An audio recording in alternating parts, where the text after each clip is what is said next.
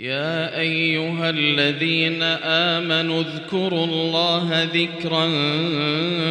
كثيرا وسبحوه بكرة وأصيلا هو الذي يصلي عليكم وملائكته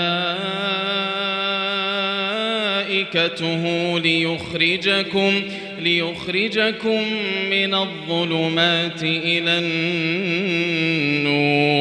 وكان بالمؤمنين رحيما تحيتهم يوم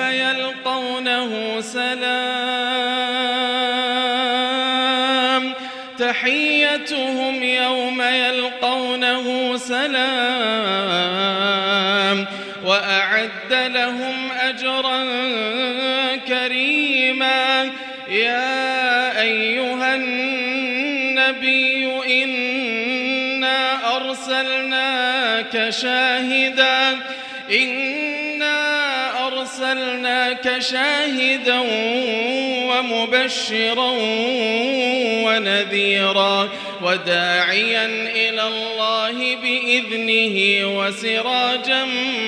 منيرا وبشر المؤمنين بأن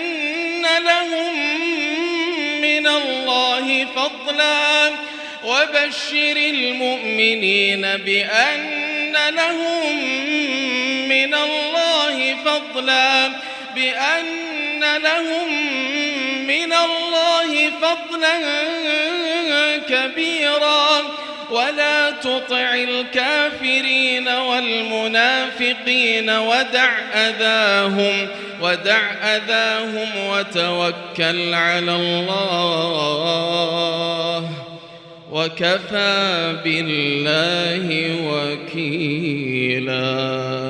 آمين. إن الله وملائكته يصلون على النبي يا أيها الذين آمنوا صلوا عليه وسلموا تسليما.